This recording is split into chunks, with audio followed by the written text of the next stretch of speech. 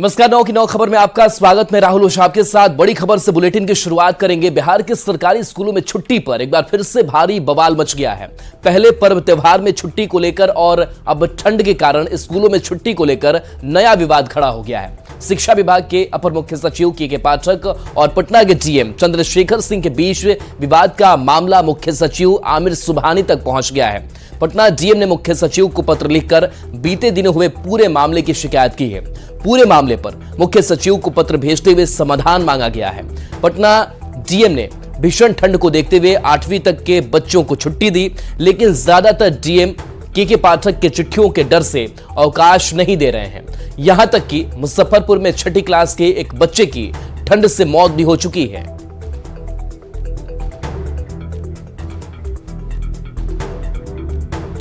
और आइए पहले हम आपको बताते हैं कि पूरा मामला ये क्या है और कहां से ये पूरा विवाद उपजा है। तो ठंड और शीतलहर के कारण स्कूल बंद किए गए और जिस तरीके से फिलहाल ठंड की स्थिति है, शीतलहर की स्थिति है और इस कारण से स्कूल बंद किए गए। बता दें कि स्कूलों में कक्षाओं को निलंबित करने का आदेश भी इस बीच आता है। साथ ही धारा 144 लागू करने का भी फैसला हुआ। के पाठक का इस फैसले को रद्द करने का आदेश आया। शिक्षा विभाग से 20 जनवरी को आदेश जारी किया गया। शिक्षा विभाग की अनुमति के बिना स्कूल बंद नहीं करने का यह आदेश आया। के पाठक ने डीएम को परमिशन लेने की बात कही। पाठक ने पूछा, क्या कोचिंग के छात्रों को ठंड नहीं लगती? के पाठक के इस कदम को गलत बताया। के पाठक सरकारी स्कूल के समय में बदलाव से भड़क गए। पाठक ने शिक्षा विभाग से अनुमति लेने की बात कही। आदेश के बाद भी पटना में स्कूलों को बंद रखा गया। 22 जनवरी को पटना के डीईओ को एक पत्र लिखा गया। प्राथमिक शिक्षा निदेशक कन्हैया प्रसाद सिंह ने यह पत्र लिखा। जिले के सारे स्कूलों को खुला रखने की बात इसमें कही गई। 23 जनवरी को पटना के डीएम चंद्रशेखर सिंह ने प्रतिक्रिया दी। डीएम ने कहा, विभागीय अनुमति लेने का प्रावधान नहीं है। इसे गैर न्यायिक आदेश या पत्र से नहीं बदला जा सकता है। सिर्फ न्यायालय ही आदेश की न्यायिक समीक्षा कर सकता है। इस प्रकार माध्यमिक शिक्षा निदेशक का पत्र विधि विरुद्ध है। शिक्षा विभाग चाहे तो विधिक मंतव्य प्राप्त कर सकता है। 23 जनवरी को फिर निदेशक की ओर से पत्र लिखा गया। तो ये लेटर वॉर लगातार चलता रहा। विभिन्न प्रकार की आपत्तियों का उल्लेख करते हुए प्रतिवेदन की मांग की गई। 24 जनवरी को डीएम ने मुख्य सचिव आमिर सुबहानी को अब पत्र लिख दिया। मामले में हस्तक्षेप कर उचित निर्णय लेने की मांग इस पत्र के जरिए की गई। ठंड के कारण बच्चों के स्वास्थ्य और जीवन पर खतरे की संभावना इसमें जताई गई। शीत दिवस और कम तापमान के कारण जीवन पर खतरे की बात इसमें कही गई। तो बवाल जो है छुट्टी को लेकर के विवाद है, ये लगातार बना हुआ है। तो अगस्त 2023 में छुट्टी को लेकर के बवाल मचा। तो कब बवाल इस छुट्टी को लेकर के हुआ वो हम बता रहे हैं। शिक्षा विभाग की ओर से छुट्टी में कटौती की गई। साथ ही रक्षाबंधन की अगर बात करें तो रक्षाबंधन की छुट्टी खत्म करने पर सवाल इस दौरान उठे, जो पिछले साल की भी अगर हम बात करें तो। वहीं दिवाली, छठ, दुर्गा पूजा की छुट्टियों में कटौती की गई। उर्दू स्कूलों में शुक्रवार को साप्ताहिक अवकाश की बात कही गई। तो कब छुट्टी पर विवाद हुआ। मुस्लिम बाहुल्य स्कूलों में जुम्मा की छुट्टी पर विवाद हुआ। 27 नवंबर 2023 में छुट्टी को लेकर के यह पूरा विवाद सामने आया। वहीं शिक्षा विभाग की छुट्टी पर नया कैलेंडर पर भी बवाल मच गया। हिंदू पर्वों की छुट्टियां कम करने पर विवाद देखने को मिला।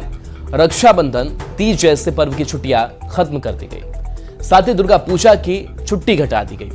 वहीं ईद और बकरीद की छुट्टी जो है वो बढ़ा दी गई और स्कूल लेकर भी खूब सारा बवाल मचा था। वहीं रक्षाबंधन, तीज, ज्योतिया की छुट्टी पर भी सवाल खड़े हुए।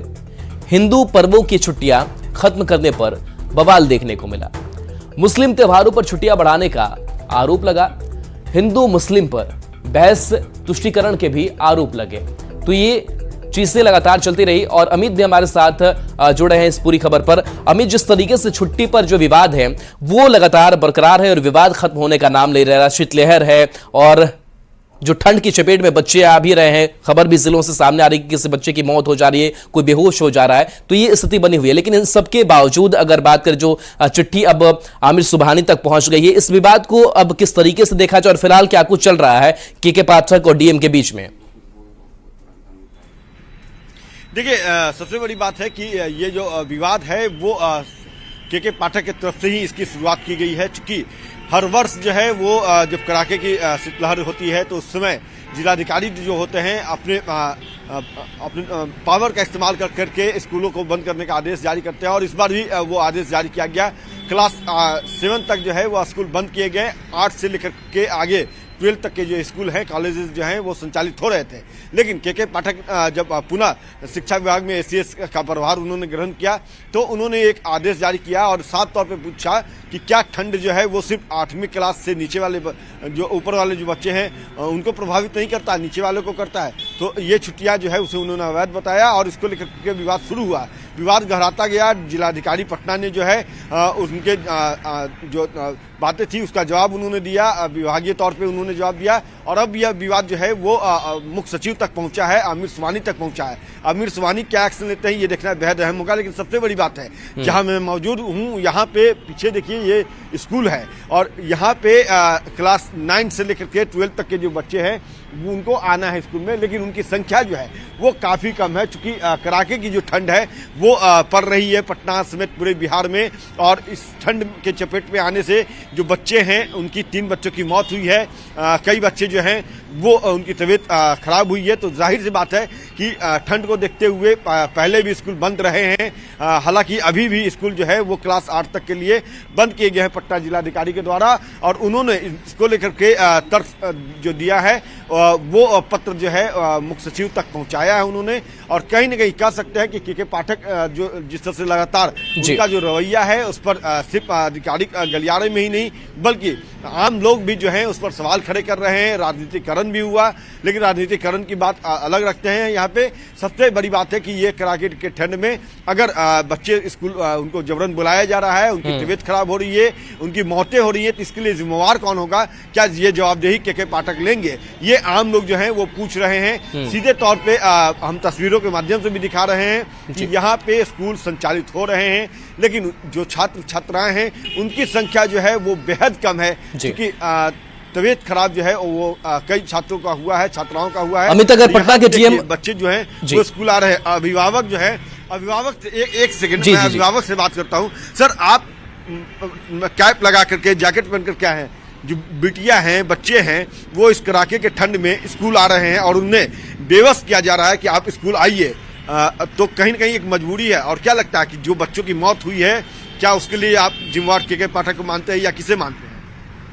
हाँ, के पाठक जो है इतना ठंडे है कि आदमी घर से निकल नहीं पा रहा है, लेकिन बच्चों को स्कूल आना तो मजबूरी है उनकी। ये तो चलिए, आपकी बच्ची कितनी क्लास में पढ़ती है? 9th में पढ़ती है। लेकिन इससे भी छोटे छोटे बच्चे हैं जो केजी से लेकर के 8 तक है, उनको भी बेवस किया जा रहा है स्कूल आने के लिए। क्या ये उचित मानते हैं इसे आप? पहले तो स्कूल बंद हो जाते थे, लेकिन इस बार थोड़ा क्या हुआ है पता नहीं। अब विवाद जो है ये विवाद होना चाहिए नहीं होना चाहिए?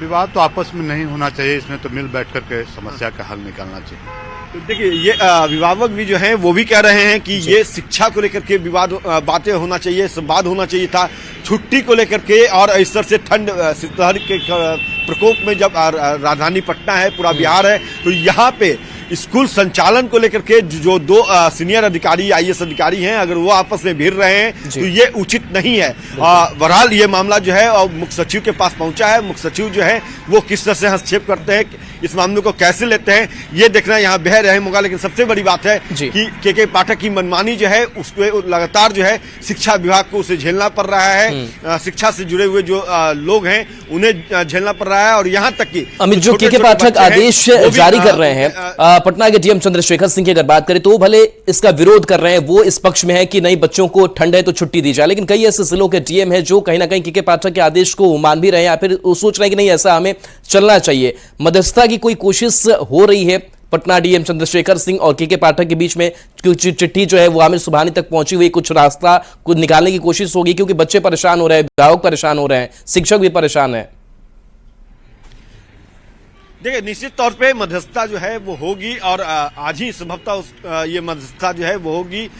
मुख्य सचिव जो है वो के पाठक को भी बुला सकते हैं। हमारे सोर्सेज जो हैं वो एजुकेशन डिपार्टमेंट के, उनके तरफ से जो जानकारी दी है, और पटना डीएम उन्हें भी बुलाएंगे और बुलाकर के संवाद करेंगे। संभवतः ऐसी जो आशय जो है वो जताई गई है। लेकिन सबसे बड़ी बात है कि पटना जिलाधिकारी जो है, बिल्कुल अमित, तो ये भी कोशिश होगी कि जिस तरीके से तनातनी अधिकारियों के बीच बरकरार है वो खत्म हो जाए। बहुत बहुत शुक्रिया इस जानकारी के लिए, इस तस्वीर के लिए। और इस बीच भागलपुर से बड़ी खबर सामने आ रही, जहां लड़की की गोली मारकर हत्या कर दी गई है।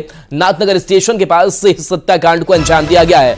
प्रिंस नाम बताया जा रहा है जिसकी गोली मारकर हत्या कर दी गई है। नाथनगर के कुंचा गांव का रहने वाला प्रिंस था। बताया जा रहा है कि प्रिंस रोजाना गेम खेलने स्टेशन के समीप आता था। घात लगाकर अपराधियों ने प्रिंस को गोली मार दी है, जहां मौके पर ही उसकी मौत हो गई। घटना की सूचना पर रेल और स्थानीय पुलिस मौके पर पहुंची, शव को अपने कब्जे में लेकर पोस्टमार्टम के लिए भेजा है और मामले की छानबीन में जुट गई है।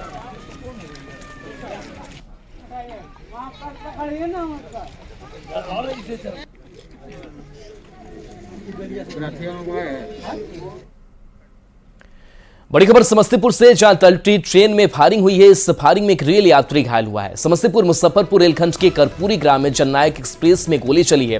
मामले की जानकारी पर रेल पुलिस मौके पर पहुंची और मामले की जांच में जुटी है। जननायक एक्सप्रेस दरभंगा से अमृतसर जा रही थी, तो एक यात्री के पैर में गोली लगी है। उसे इलाज के लिए अस्पताल में भर्ती कराया गया। बता दें कि 2 अपराधियों की करतूत सामने आई, जहां जननायक एक्सप्रेस दरभंगा से अमृतसर जा रही ट्रेन में फायरिंग कर दी गई। चलती ट्रेन में यह फायरिंग की गई। 2 तस्वीर आपको दिखा रहे हैं, जहां इस फायरिंग के बाद यात्रियों में अफरा तफरी मची रही। दूसरी तस्वीर जहां पर जवानों ने पहुंच करके मामले को देखा समझा। ये ट्रेन की बोगी के अंदर की भी तस्वीर आपको हम दिखा रहे हैं, जहां पर खून के धब्बे हैं, और ये तस्वीर जहां पर जवानों की मदद से घायल को अस्पताल पहुंचाया गया। हमारे साथ पाकिट का तलाशी हुआ। हमारा एक बंदे का मोबाइल चोरी कर लिया। ये मेरे बंदे का एक मोबाइल चोरी हो गया। हमको गोली दिखाया, बंदूक दिखाकर गोली मार कर भाग गया। पब्लिक को डरा रहा था। चलो अभी कहाँ पर घटना हुई? घटना यहीं पे हुई। वहाँ पे हम बैठे हुए थे, कमल बिछा के ऊपर सोए हुए थे। ये लोगों का मोबाइल गुम हो गया जी। तो ये लोग बोला कि हमारा मोबाइल गुम हो गया, तो ये लोग उसको चेक करने लगा। ठीक है, उसको तो चेक किया, तो उसके पिस्टन था पास में, तो वो निकाल के ऐसे करके निकाल लिया और दिखाते हुए सबको लहराते हुए भाग गए। ट्रेन में, जो ट्रेन दरभंगा से अमृतसर जा रही थी, उसमें घटना घटी है, गोली चली है। एक व्यक्ति मोहन नाम के जो यात्री थे वो घायल हुए हैं। तत्काल पुलिस को सूचना मिली, बेहतर इलाज के लिए लाया गया है। इनके बाएं पैर में गोली लगी है और ट्रेन को भी बजाते मुजफ्फरपुर में जांच किया गया है, जिस बोगी में वो सफर कर रहे थे। 2 व्यक्ति उतरे हैं जिनके पास आर्म्स होने की सूचना मिल रही है। पुलिस उसका पीछा कर रही है और अविलंब जो है कोई न कोई कार्रवाई उस पर किया जा रहा है। दानापुर से बड़ी खबर है, जहां दानापुर में बीजेपी नेता पर पिस्टल चली है। नगर परिषद अध्यक्ष के रिश्तेदार ने बीजेपी नेता घनश्याम शर्मा को गोली मारी है। दबंगई दिखाते हुए गोली मारी गई। गोली बीजेपी नेता के हाथ को चीरते हुए निकल गई। घायल नेता को निजी नर्सिंग होम में भर्ती कराया गया है। घटना मिथिला कॉलोनी की है। घटना के बाद लोगों ने गोली चलाने वाले को जमकर पीटा, फिर पुलिस के हवाले कर दिया है। तो दानापुर से ये बड़ी खबर है, जहां बीजेपी नेता पर पिस्टल चलाई गई है। बीजेपी नेता घायल बताए जा रहे हैं। तस्वीरें वहां से सामने आई है। पुलिस भी मौके पर पहुंचकर मामले की छानबीन करने में जुटी हुई है। बताया जा रहा है कि नगर परिषद अध्यक्ष के रिश्तेदार ने बीजेपी नेता घनश्याम शर्मा को गोली मारी है। हाँ, सूचना प्राप्त हुआ था कि मिथिला कॉलोनी में रामकथा हो रहा था। उसी दौरान सूरज मेहता नाम के व्यक्ति हैं जो गए थे रामकथा सुनने के लिए। उसमें घनश्याम नाम के व्यक्ति से उनको किसी बात को लेकर बकझक हो गया। उसी में सूरज मेहता के द्वारा गोली चलाया गया है और पिस्टल अपने किसी साथी को दे दी गई है। लाइसेंसी पिस्टल था या सर कोई गैर लाइसेंसी था? अभी हम सत्यापन कर रहे हैं कि लाइसेंसी है या गैर लाइसेंसी। गिरफ्तारी हुई है सर? हाँ, ग्रामीणों के द्वारा ही इनको पकड़ लिया, मौके पे ही इनको पकड़ लिया गया था। इन्हें पुलिस को सुपुर्द कर दिया गया है। और इस वक्त बड़ी खबर नवादा से आ रही है, जहां बुजुर्ग महिला की टाइन बताकर पीट कर हत्या कर दी गई। घटना कौवा कौल थाना क्षेत्र की गोड़ीघाट गांव की है। महिला को डायन बताकर जमकर पीटा गया। जख्मी हालत में उसे अस्पताल में भर्ती कराया गया, लेकिन इलाज के दौरान महिला की मौत हो जाती है। मृतक महिला आरएलजेडी के प्रदेश महासचिव इंद्रदेव कुशवाहा की मां है। मौत के बाद परिजनों में कोहराम मच गया है। वहीं घटना के बाद आरोपी परिवार गांव छोड़ करके फरार हो गया है। पुलिस भी मौके पर पहुंचकर मामले की छानबीन करने में जुटी हुई है। तो डायन बताकर के बुजुर्ग महिला की पीट कर हत्या कर दी गई है। आरएलजेडी के महासचिव की मां ये महिला बताई जा रही है। मौत के बाद से परिजनों में कोहराम है। पुलिस आरोपी तक पहुंचने की कोशिश कर रही है। आरोपी परिवार गांव छोड़कर फरार बताया जा रहा है।